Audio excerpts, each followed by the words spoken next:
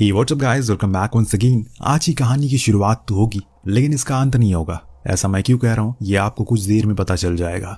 कहानी की शुरुआत होती है एक सुनसान सड़क को दिखाते हुए जिसके किनारे एक अज्ञात कार खड़ी है। वो भी स्टार्ट हुई लेकिन बड़ी ही अजीब बात है उसमें कोई है नहीं। लेकिन कार को देखकर ऐसा लग रहा है कि इसे काफी समय से ऐसे चालू करके छोड़ दिया गया हो। अब यहाँ कौन आया था, ये कार किसकी है, ये सब जानने के लिए चलते हैं कुछ समय पहले, जहां हमने देखा चार दोस्तों को जो अपने करियर की शुरुआत करने जा रहे हैं। लेकिन आज वो आखिरी बार मिलकर थोड़ा सा वक्त साथ बिताने का फैसला कर, क्योंकि इसके बाद न जाने कब किसको मौका मिले किसी से मिलने का। ये ड्राइव करके शहर से बाहर आ गए और बस चलते जा रहे हैं जिससे सभी काफी ऊब जाते हैं। तभी टेलर को यहाँ लगता है कि उसने शायद टर्न को पीछे छोड़ दिया, लेकिन जब उसने जीपीएस में चेक किया तो पीछे तो कोई मोड़ ही नहीं था और ना ही आगे कोई है। वो तो ऐसे ही चल रहा है। पर एक समय आने के बाद वो तंग आ गया और यू टर्न ले लिया और स्पीड तेज करके फिर से ड्राइव करने लगा। लेकिन तभी उसके सामने पेड़ की झाड़ियां आ गई और अचानक दरअसल रोड यहीं पर खत्म हो चुकी है। ताज्जुब की बात यह है अभी ये लोग इस सड़क से आए हैं और अब इस जगह पर घना जंगल उग गया है। ये देखकर टेलर को यकीन नहीं हो रहा है, इसीलिए वो कार से बाहर आया, आसपास देखने लगा शायद उन्होंने फिर से कोई गलत मोड़ ले लिया। यही सब उनके दिमाग में चल रहा होता है। पर उसने कंफर्मेशन के लिए वहां की मिट्टी को हटाकर देखा, कहीं इसके नीचे रोड तो नहीं है। पर वहां की जमीन को देखकर मालूम चल रहा है कि ये जंगल सदियों पुराना है। इतने में पीछे से जेम्स भी आ गया। दोनों ही उस जगह का मुआयना करने लगते हैं कि तभी अचानक से जेम्स को कुछ बहुत डरावना दिखा, जैसे कि मानो कोई जंगल में बैठा हो। वो इस बारे में टेलर को बता पाता कि तभी न जाने कहां से अचानक से एक एक करके इतने सारे लोग उसी जंगल में भागकर इनकी तरफ आने लगे। दोनों ही ये देखकर स्तब्ध हो गए कि ये कौन है।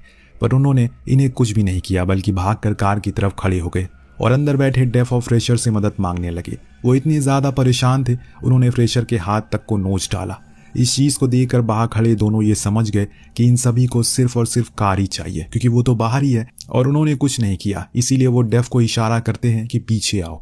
वो समझ गया कि वो क्या कह रहा है, इसीलिए वो फौरन कार को स्टार्ट करती है और रिवर्स गियर करके पीछे भागने लगती है।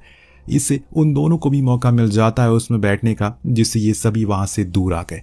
अब सभी की जान हलक में आ चुकी थी कुछ देर के लिए, क्योंकि ये मंजर इतना ज्यादा डरावना और हैवानियत भरा था कि उसे कई गुना ज्यादा वो महसूस करने लगे थे। एक वीरान जंगल और अचानक से उसमें कई हजारों की तादाद में लोग भाग कर आने लगे। किसी का भी सीना दिल से बाहर आ सकता है, लेकिन सवाल ये है कि वो लोग थे कौन और उन्हें सिर्फ कार ही क्यों चाहिए थी। इन चारों से भी वो मदद मांग सकते थे। इन सारे सवालों के जवाब अगर अभी मिल जाएंगे तो कहानी तो यहीं पर खत्म हो जाएगी। इसीलिए थोड़ा इंतजार करिए और बने रहिए, देखते हैं आगे क्या होता है। उस डरावने मंजर को पार करने के बाद जाकर थोड़ा इनके अंदर जान लौटी है, लेकिन डेफ ने देखा कि कार का फ्यूल खत्म हो गया है। लेकिन अभी उन्होंने कार को रोका ही नहीं, क्योंकि ऐसा लग रहा है कि अभी वो भी इनके पीछे है। तो वहीं दूसरी ओर घायल फ्रेशर के हाथों से खून लगातार बहता जा रहा है, इसीलिए डेफ को आगे जाकर कार को मजबूरन रोकना पड़ता है। उन्हें अब उसके हाथ का कुछ करना पड़ेगा वरना वो ऐसे मर सकता है। इसीलिए डेफ ने एक कपड़े से उसके घाव को कसकर बांध दिया ताकि उसमें से खून बाहर ना आए। तभी उन्होंने फिर से उसी झुंड को आते हुए देखा, लेकिन गौर करने वाली बात यह थी इस बारी जो लोग आए थे वो पिछली वाली से अलग थे। या आप भी वही सोच रहे हैं जो मैं सोच रहा हूँ? जी नहीं, ये लोग कोई ज़ॉम्बीज नहीं है, ना ही कोई वायरस फैला यहाँ, बल्कि माजरा इससे भी भयानक है जो सुनकर आपके होश उड़ जाएंगे। फिलहाल डेफ कार को बस भगाया जा रहा है बिना कहीं रुके। अभी भी वो लोग उनके पीछे पड़े हुए हैं, लेकिन ये लोग इन हालातों को इग्नोर करते हैं और बस उस मोड़ को देखते रहते हैं। जल्दी से वो टर्न आए जो इस जंगल से बाहर निकल सके। इन हालातों से ऐसा इन्हें लगता है। खैर अब ऐसे ही चलते चलते इन्हें तकरीबन 5 घंटे का समय बीत चुका है। तब से ही डेफ कार चलाए जा रहा है, इसीलिए उसे सीट चेंज करनी थी। लेकिन जब इन्होंने देखा कार का फ्यूल अभी भी उतना ही है, यानी कि पिछले 5 घंटे से कार में फ्यूल खत्म ही नहीं हुआ। हालांकि उसमें शो तो हो रहा है फ्यूल खत्म हो गया, तो फिर कार क्या पानी से चल रही है या फिर हवा से? चीजें काफी पेचीदा होती जा रही है, लेकिन अभी भी वो उसे इग्नोर कर रहे हैं, क्योंकि इन्हें सिर्फ उस मोड़ को ढूंढना है किसी भी तरह करके। चारों कार से बाहर आ ताकि थोड़ी कमर सीधी कर लें, लेकिन उन्होंने कार को बंद नहीं किया। जेम्स के कहने पर क्या पता वो बंद हो जाए और फिर स्टार्ट ही ना हो। कुछ देर हुई थी कि तभी कुछ और लोग इनकी तरफ आते हुए दिखाई देते हैं। ये फिर फौरन से कार में बैठ गए और भागने लगे। अब चीजें बर्दाश्त से बाहर होती जा रही है, इसीलिए डेफ सभी से कहती है हमें इस बारे में बात करनी होगी, वरना हम ऐसे ही इस जगह पर घूमते रहेंगे, न जाने कौन सी जगह है ये।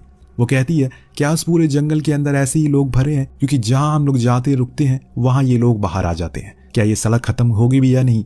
सवाल ही सवाल था। अब जेम्स जो कि सबसे समझदार और दिमागदार था इन चारों में से, उसका कहना था हो सकता है कि हम सभी मर चुके हैं और जो कुछ भी अभी हमारे साथ हो रहा है वो आफ्टर लाइफ है। ये सुनने के बाद सभी शॉक हो गए। पूछा कि ये कैसे कह सकते हो तुम? तब जेम्स ने बताया, जब हम उस डेड एंड पर रुके थे कल रात में, तो हो सकता है कि टेलर ने स्पीड में उस जंगल में कार को ठोक दिया हो, जिससे हम सभी वहीं मर गए हो और उसके बाद से सारी चीजें घटित हो रही हो, जिसे ये खुद अपनी आंखों से देख ही नहीं रहे बल्कि महसूस कर पा रहे हैं। जैसे कि इन्हें ना ही भूख लग रही है ना ही नींद आ रही है। पर फ्रेशर के हाथ पर घाव इस थ्योरी को नकार देता है, क्योंकि उस हादसे के बाद उसके हाथ की चोट अब हील हो रही है, जिसका मतलब ये है कि मरे नहीं बल्कि जिंदा है, पर ये तो किसी जिंदा लाश की तरह हो गए, बस चले जा रहे हैं, क्योंकि अगर रुक गए तो न जाने वो झुंड इनके साथ क्या करेगा। खैर, अब कोई चारा ना होने के कारण इन्होंने फिर से चलना शुरू कर दिया और बारी बारी सीट बदलते रहे। इस बीच रेडियो भी चलाने की कोशिश में थे, पर वो भी नहीं चल रहा था। कार में बैठे 4 दोस्त थे। ऐसा लग रहा है कि अब सब के सब अनजान है, क्योंकि किसी से कुछ बात नहीं हो रही है। बस सब चुप्पी साधे बैठे हुए हैं, क्योंकि किसी का मन नहीं हो रहा है कुछ बात करने का। सबके दिमाग में एक ही बात चल रही है कि आखिर वो इस मनहूस जगह पर कैसे फंस गए। एक बारी फिर से जेम्स एक दूसरी थ्योरी के बारे में बताता है। हो सकता है उन्होंने किसी श्राप को ट्रिगर कर दिया हो, यानी कि उसके अंदर घुस गए हों, जिसके बाद हमें हमारे कर्मों की सजा मिल रही हो। क्या तुम में से किसी के साथ भी बुरा किया है, जैसे किसी को मारा हो या फिर किसी के ऊपर कार चढ़ा दी हो? पर ऐसा कुछ नहीं था, क्योंकि अभी तो ये लोग अपनी जिंदगी की शुरुआत करने वाले थे। जेम्स ने तो अपने दोस्तों से माफी भी मांग ली, ताकि अगर उसे कोई गलती हुई तो वो लोग उसे माफ कर दें।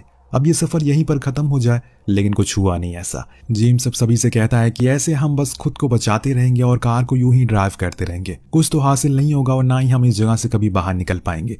इसीलिए अब हमें कुछ तरकीबें निकालनी होगी कि या तो हम इस जगह से बाहर निकल सके या हमें हमारे सवालों के जवाब मिल जाए। सबसे पहली चीज इन्होंने करी, इस बीच जंगल में एक कार को रोक दिया और हॉर्न बजाने लगे। साथ में इन्होंने टाइमर भी लगा दिया, जिससे इन्हें यह सुनिश्चित हो जाए कि झुंड 1.5 मिनट के बाद आता है। और कार की तरफ तो अब इनके पास 1.5 मिनट है खुद की सारी मुरादों को पूरा करने के लिए। इस 1.5 मिनट में इस जगह से कैसे बाहर निकला जाए ये पता लग सकता है, पर कैसे ये हमें आगे पता चलेगा। डेफ अब प्लान बनाती है, हमें इस समय को अच्छे तरीके से इस्तेमाल करना होगा, तभी कुछ इस मसले का हल निकल पाएगा। इसीलिए ये लोग समय समय पर कार को रोकते हैं, फिर एक एक आदमी या तो जंगल के अंदर जाता है या कोई तरकीब निकालता है, लेकिन इसमें भी कुछ खास चीजें हासिल नहीं होती। और अभी भी ये लोग एकदम खाली थे, बस सवालों से घिरे और फंसे थे। आखिर में सिर्फ एक ही चीज इनके दिमाग में आई, वो थी पूछताछ, यानी कि उन्हें झुंड में से किसी एक आदमी की तलाशी लेना, ताकि पता चल सके कि आखिर माजरा क्या है। तो अब ये सभी फिर से अपनी कार को रोकते हैं और इस बारी डेफ कार को रिवर्स करके चलाती रहती है, ताकि उन्हें ज्यादा समय मिल सके सवालों को पूछने का। अब जब ये जंगल में गए तो वहां सिर्फ दूर दूर तक पेड़ों की टहनियां दिख रही है, या फिर कुछ ऐसे आदमीरे लोग थे जो सिर्फ लेटे हुए हैं बिना किसी ख्वाहिश के। उनमें से एक औरत को इन्होंने उठाया और सवाल पूछने लगे कि वो कौन है और ये जगह कौन सी है। लेकिन वो औरत ना ही कुछ बताने को राजी थी ना ही कुछ बोलने को। बस जैसे ही 1.5 मिनट का समय बीता, वो एकदम से उतावले हो गए और मदद के लिए और बोलने लगे कि हमें बचा लो, हमें बचा लो। ये कहकर सभी कार की तरफ भागने लगे। हालांकि प्लान के मुताबिक वो सभी तैयार थे, इसीलिए इन्हें ज्यादा कोई दिक्कत नहीं हुई कार में बैठने से। लेकिन अभी भी इन्हें कुछ हासिल नहीं हुआ, इतना सब कुछ करने के बाद भी।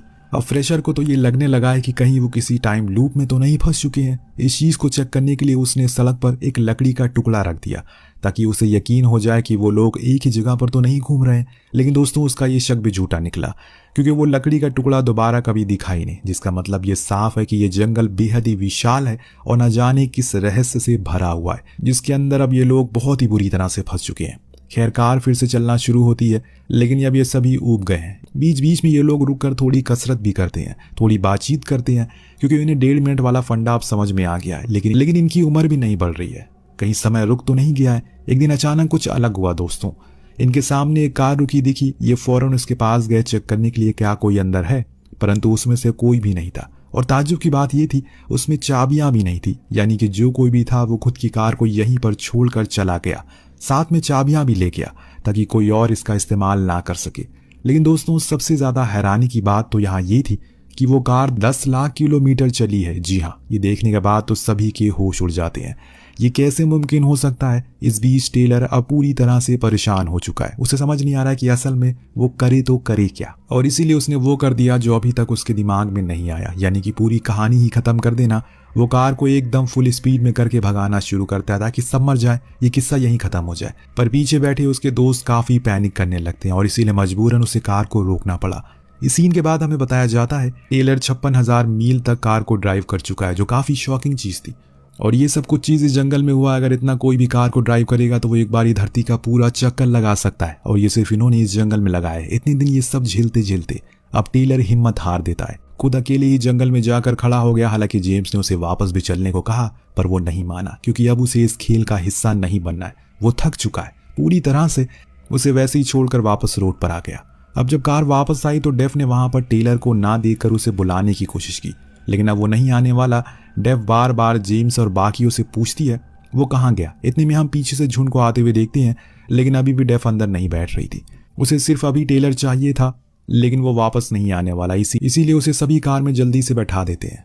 तब जेम्स बताता है वो हार चुका है और इसीलिए उसने उस जिंदगी से जाना ज्यादा बेहतर समझा। ये बात सभी को झकझोर कर रख देती है, क्योंकि उन्होंने ये तो कभी नहीं सोचा था कि ऐसा कुछ हो जाएगा। ये उन्हें जरूर मालूम था कि वो मुसीबत में फंसे हैं, लेकिन इतनी बड़ी मुसीबत में फंस जाएं अब जाकर उन्हें एहसास हो रहा है। इन्होंने फिर से चलना शुरू किया और बीच बीच में ये लोग रुककर थोड़ा हंसते हैं, थोड़ा खेलते हैं, ताकि खुद की फ्रस्ट्रेशन को निकाल सके।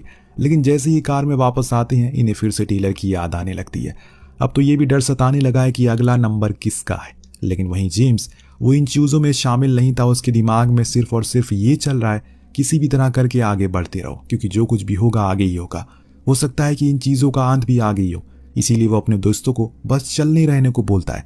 बीच बीच में अब इन्हें कुछ और कार भी मिलना शुरू हो गई थी, लेकिन किसी में भी कोई ड्राइवर नहीं था। लेकिन जब ये कुछ दूर आ गए तो इन्हें एक कार दिखी जिसका ड्राइवर वहीं पास में खड़ा था और अधमरी हालत में था। जो देख जेम्स समझ गया ये ड्राइवर भी उन्हीं की तरह न जाने कितने समय से ऐसे ड्राइव करे जा रहा है। लेकिन बीच में एक अजीब सी चीज इनके साथ हुई।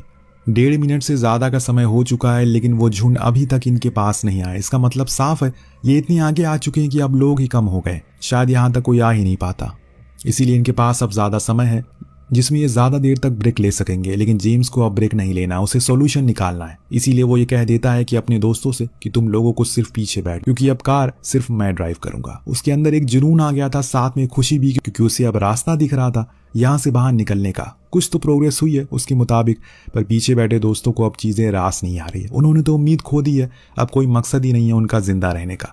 इसीलिए वो बार बार ब्रेक लेने को कहते हैं, पर जेम्स उन्हें सिर्फ कार में बैठे रहने को कहता है, जैसे मानो वो इन दोनों को कार में ही कैद रखना चाहता हो। पर यह चीज दोनों को पसंद नहीं आती, इसीलिए फ्रेशर कार की चाबियां निकाली।